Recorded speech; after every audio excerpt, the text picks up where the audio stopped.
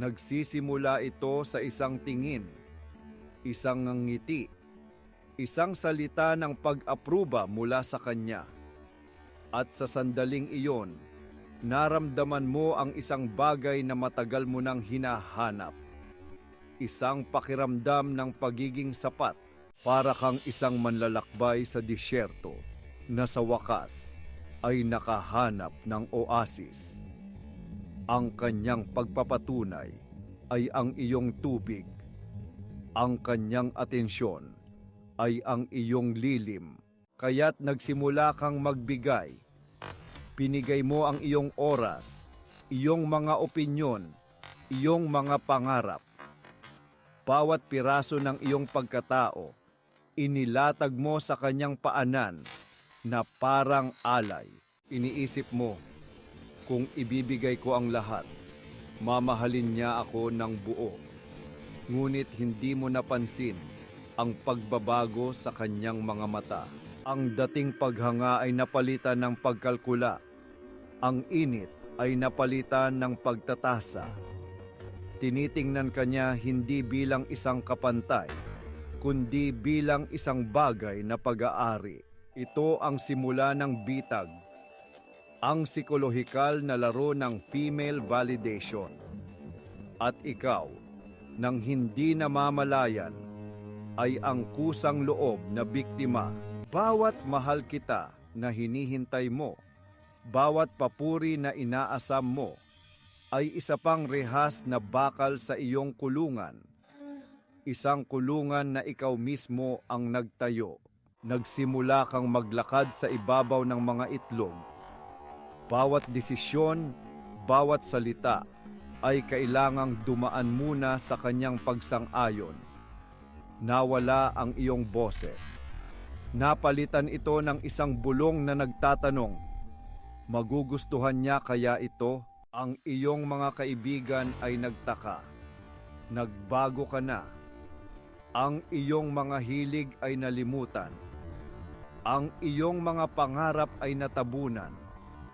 Ang mundo mo ay lumiit hanggang sa magkasya na lamang sa kanya. Ngunit narito ang brutal na sikolohiya sa likod nito. Hindi ito pag-ibig. Ito ay tungkol sa kapangyarihan. Sa simula, ang iyong pagsuko ay kaakit-akit sa kanya. Naramdaman niya na siya ay pinahahalagahan, sinasamba. Itinayo mo siya sa isang pedestal at ginusto niya ang tanawin mula sa itaas. Ngunit ang paghanga ay may hangganan. At ang respeto ay hindi ipinapanganak mula sa pagsamba. Ipinapanganak ito mula sa pagkakapantay. Nang ibinigay mo ang lahat ng iyong kapangyarihan, nawalan ka ng halaga sa kanyang mga mata. Paano kanya rerespetuhin kung hindi mo nirerespeto ang iyong sarili? Ang lalaking hinahangaan niya sa simula, ang lalaking may sariling isip, may sariling mundo, ay nawala. Ang natira ay isang anino, isang salamin na nagpapakita lamang ng kanyang sariling kagustuhan. At walang sinuman ang nai-inlove sa isang anino. Nakakasawa ang isang salamin, kaya't sinisimulan kanyang sirain. Hindi ito laging malupit o halata. Kadalasan, ito ay banayad. Isang maliit na kritisismo dito, isang backhanded compliment doon. Mga pagsubok para makita kung hanggang saan kayuyuko. Bawat pagyuko mo, bawat paghingi mo ng tawad para sa mga bagay na hindi mo kasalanan, ay nagpapatunay sa kanyang hinala na ikaw ay mahina. At sa sikolohiya ng atraksyon, ang kahinaan ay lason. Isipin natin si Marco, isang mahusay na musikero, puno ng pangarap. Pagkatapos ay nakilala niya si Isabel. Si Isabel sa simula ay ang kanyang pinakamalaking tagahanga. Ngunit unti-unti, nagsimula ang mga komento. Ang musikang iyan ay medyo malungkot, hindi ba? O bakit hindi mo subukan ang isang bagay na mas sikat? Dahil sa paghahangad ng kanyang pag-apruba, sinubukan ni Marco. Itinabi niya ang kanyang cello. Kumuha siya ng electric guitar. Ang kanyang malungkot na mga komposisyon ay napalitan ng maingay at walang kaluluwang mga tunog. Nakuha niya ang kingiti ni Isabel, ngunit sa bawat palakpak niya, may namamatay sa loob ni Marco. Ang musikang dati kanyang kanlungan ay naging kanyang selda. Isang gabi, pagkatapos ng isang pagtatanghal na kinasusuklaman niya, sinabi ni Isabel ang mga salitang pumatay sa kanya. Alam mo, nakilala ko ang isang tunay na artist kanina. Napaka-passionate niya. Ang lalaking sinubukan niyang maging para sa kanya ay hindi sapat. At ang lalaking dati siya ay matagal na niyang pinatay para sa kanya. Wala nang natira. Iniwan siya ni Isabel. Bakit? Dahil nakuha na niya ang lahat.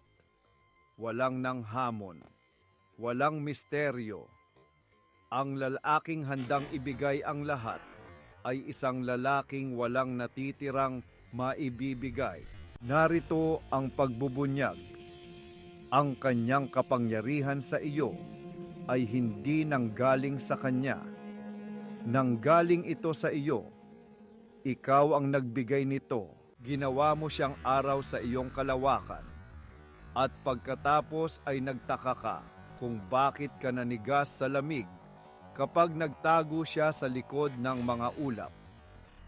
Ginawa mo siyang hukom ng iyong halaga at nagtaka ka kung bakit palagi kang nakakaramdam ng pagkakasala. Ang pagkasira ay hindi ang kanyang huling aksyon. Ito ay ang kabuuan ng lahat ng iyong maliliit na pagsuko. Bawat o na dapat ay hindi. Bawat pagtahimik na dapat ay pagsalita. Bawat piraso ng iyong sarili na ipinamigay mo. Ngunit ang pagkaunawa sa bitag ay siya ring susi para makalaya. Nagsisimula ang pagbabago sa isang simpleng desisyon. Ang bawiin, ang kapangyarihan. Ito ay ang paghahanap ng pagpapatunay. Hindi mula sa labas, kundi mula sa loob. Ang pag-alam na ang iyong mga opinyon ay may bigat, kahit na siya ay hindi sumasang-ayon. Na ang iyong mga pangarap ay mahalaga, kahit na hindi niya ito naiintindihan. Magiging mahirap ito. Sanay na ang sistema ninyo sa dating sayaw. Susubukan ka niya, hihilahin ka pabalik. Magagalit siya sa lalaking hindi na niya kayang kontrolin. Ito ang pinakamalaking pagsubok. Ang kanyang galit ay ang huling sigaw ng kapangyarihan na nawawala sa kanya.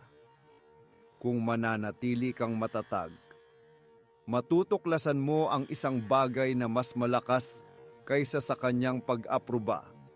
Ang paggalang sa sarili. Huwag kang magtayo ng pedestal para sa iba. Magtayo ka ng sarili mong trono. Ang tunay na koneksyon ay hindi nagmumula sa paghingi ng balidasyon, kundi sa pagiging buo sa sarili na mayroon kang maibabahaging tunay.